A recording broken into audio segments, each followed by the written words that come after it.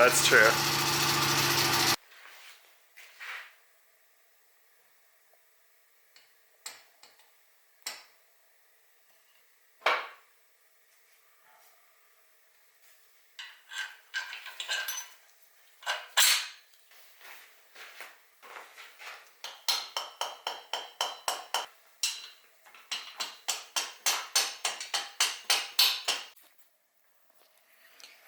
Alright, I'm going to temporarily mount up some wheels so I can move this around the garage a little easier. I went and got all new axles and spacers and nuts, and these took like 3 months to get here because of back orders and COVID and all that, so nice and fresh. I think I sold my last pair to somebody who was building a bike.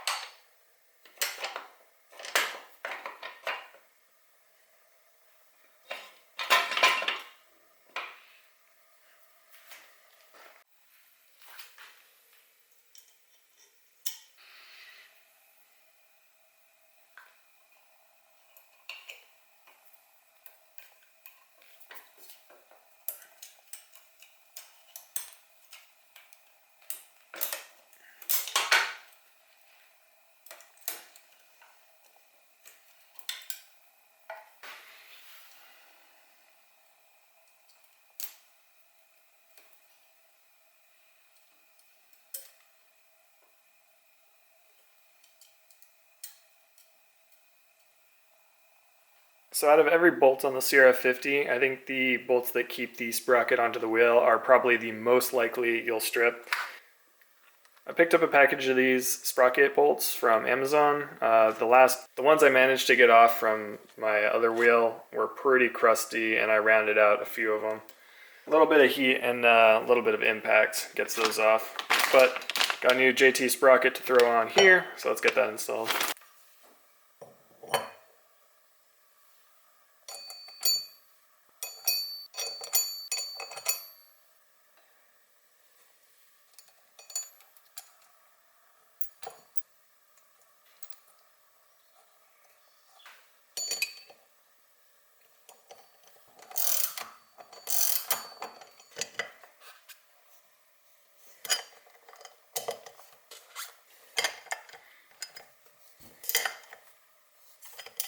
I think I need to get a new sprocket and some new bolts for my bike too. This looks really good. I picked up some of these super cheap wheel adjusters, designed in the USA and made in China. We'll see how these work.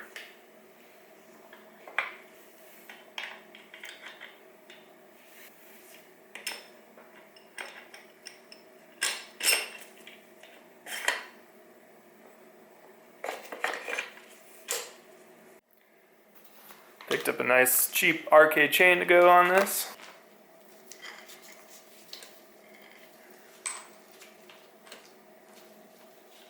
Oh no, is it in gear? Alright, hold up.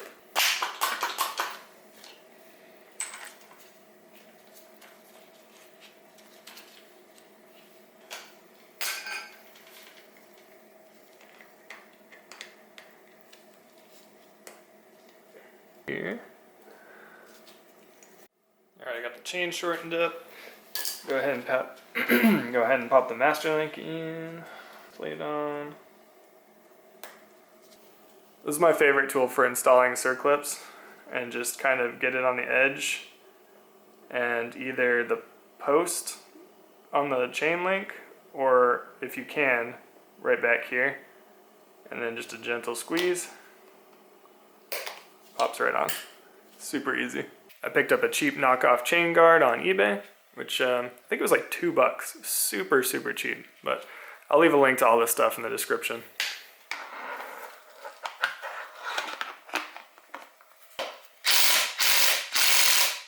Alright, that thing's never coming off again.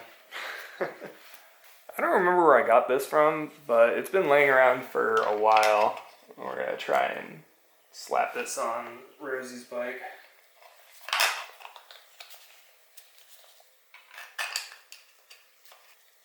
Pretty sure the first time that this has to come off, it's gonna stay off.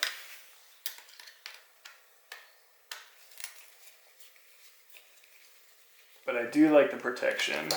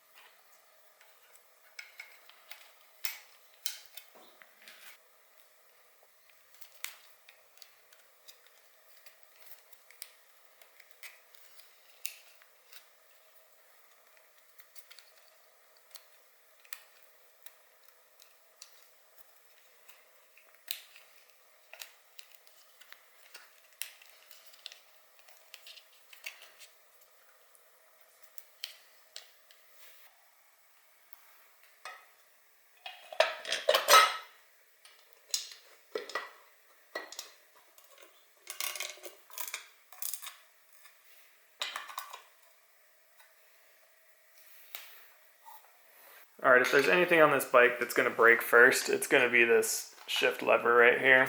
It is super light and hollow, aluminum. I give it like one good fall. I've got some spares though, so no worries.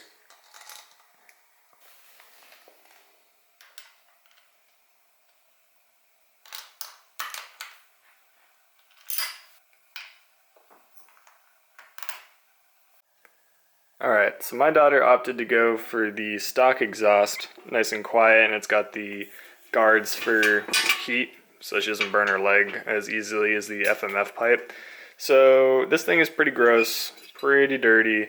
It's taken some hits in the past, a couple rocks I'm guessing, so we're going to get these shields off, give them a nice fresh coat of paint, slap them back together, and hopefully it doesn't look too bad. Some of the bolts and screws holding on these shields are going to be a pain to get off. So I'm going to soak them in some PB Blaster real quick.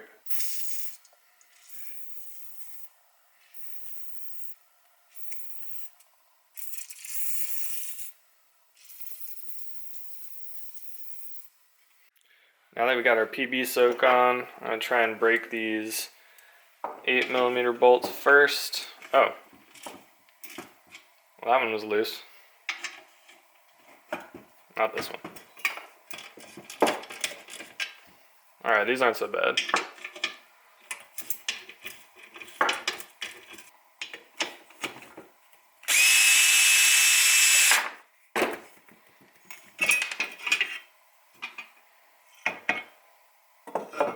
Since the bolts came out so easily, let's try these without an impact. Oh, no, there's no way. I'm just gonna strip these. Yeah. That's what the impact driver's for, though. Alright, hopefully you can get a little bit of a purchase like this. It's kind of an awkward shape.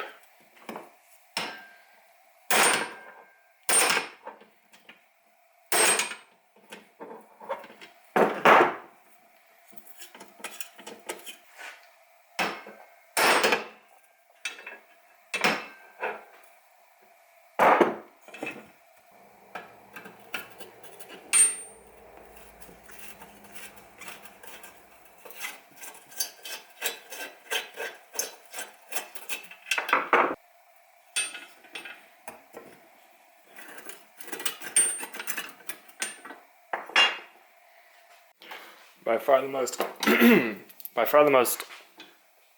most difficult part of this is finding a place that you can lay the pipe down so you can get an actual good strike on these.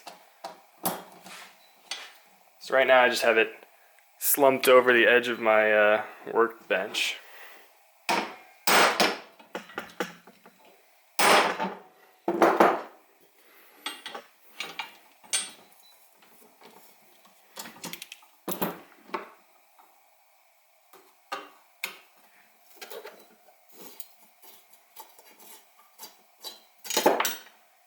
There we go.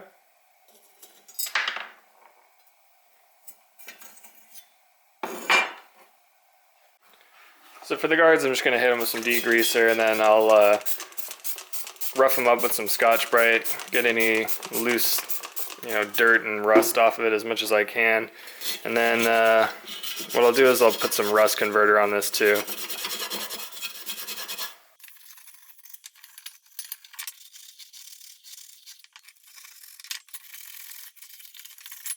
The stiff-handled brush did a pretty good job getting in all these little nooks and crannies, clearing this out as much as possible. I'm not going to hit the pipe itself with the rust converter. It says it's good up to like 200 degrees. I think the guards will be okay because there's a decent air gap between the pipe and them. They just have these little small connections where it might get a little hot, but we'll see. This I'm just going to hit with high temperature engine enamel. I've also got all the hardware in here. I'm going to hit this with the rust converter too. I'm not sure how well that's going to go over. I might just try and find some new hardware for this. They're tiny little screws though. The hardware for it's pretty tiny. I think I'd have a hard time finding these locally. So I'm going to hit these with the rust converter too. I'm not expecting much, but they'll look a little bit better.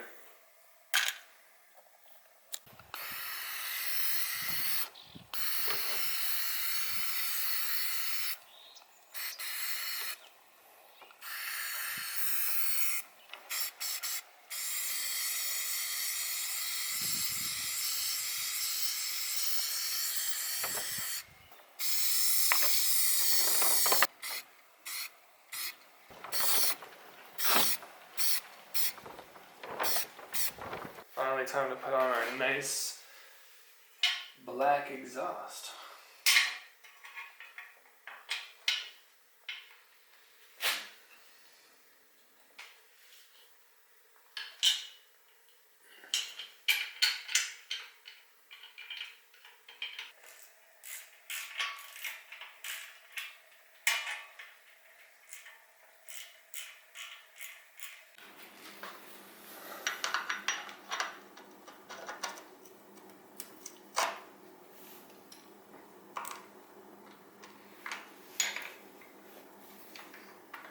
Alright, I had to move this arm up. It was like adjusted super far low.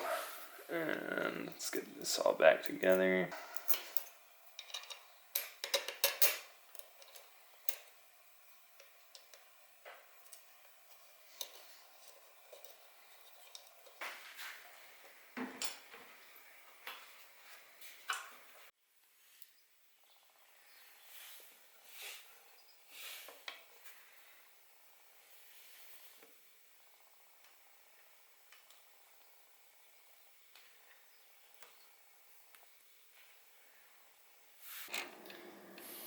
Let's get our spring on there.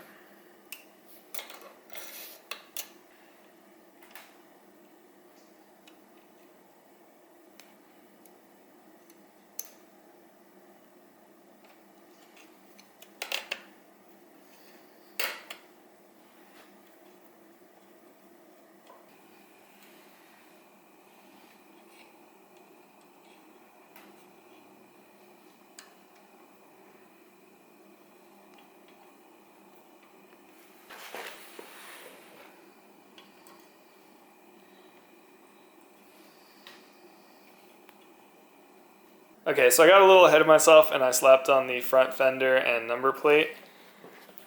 I also put together the rest of the bodywork on the seat with the seat cover. And yeah, there's a few wrinkles in here. The seat cover that I got was for a full-size seat, and it didn't really fit that well. It was very cheap, so I didn't really expect it to be that great. So this will probably get redone at some point. I just covered over the stock seat with the new one that I got, and you can see it just, it wasn't a great job. Anyway, it doesn't look that bad, and pretty easy to replace when I need to. So let's put this on the bike.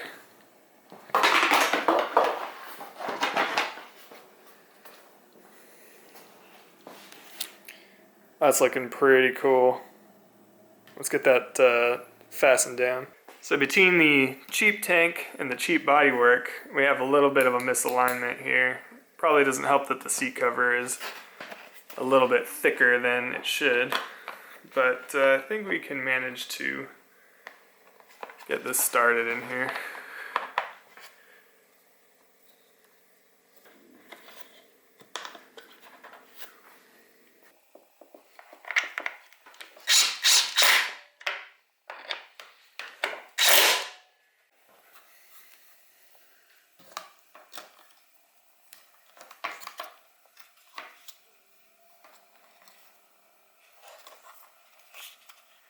Just a bit.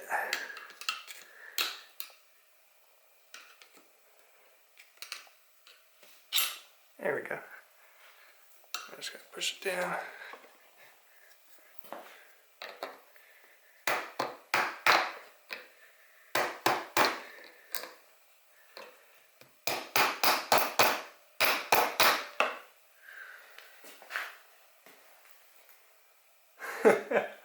That was a tight fit. You can tell it's stressing like crazy around there.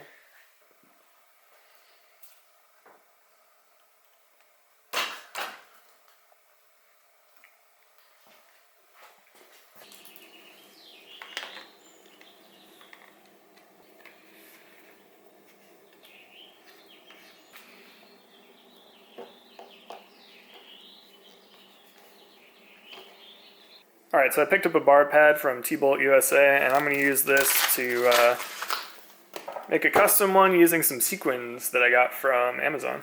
My thought is to cut a strip that's this width and double it up so that you can't see anything behind the sequins, and then glue it straight to this.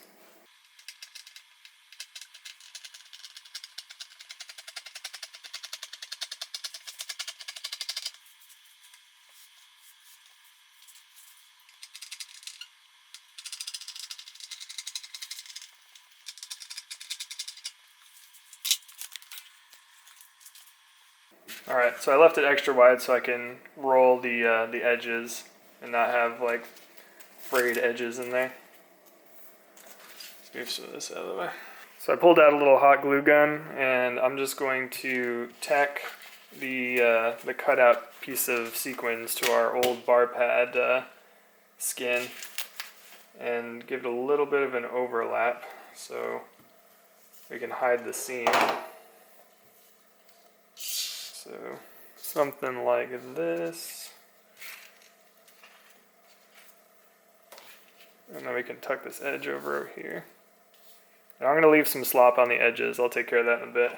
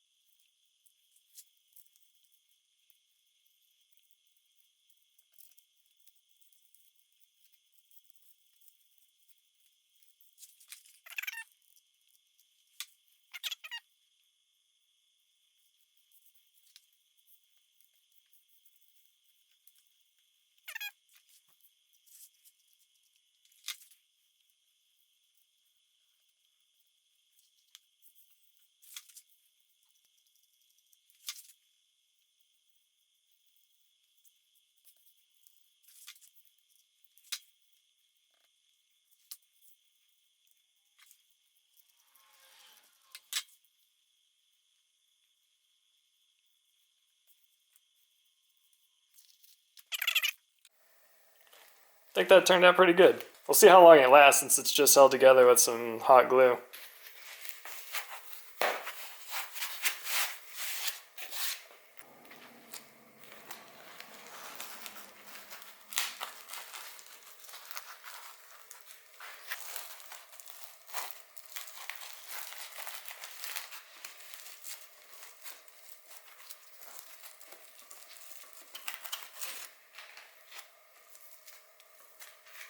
Not too bad if I don't say so myself. Doesn't really match the rest of the bike, but I'm sure she'll be thrilled with it.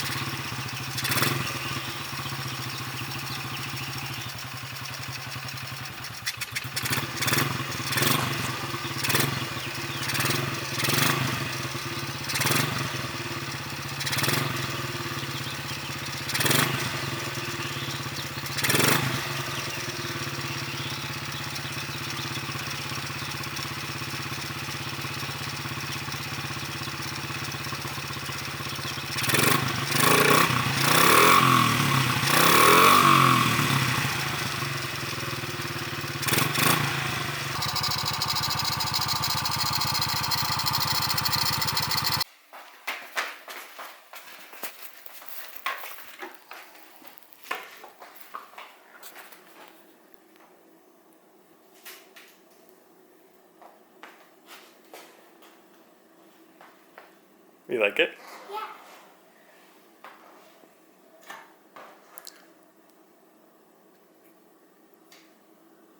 Do you want to hear how quiet it is? Yeah. Okay.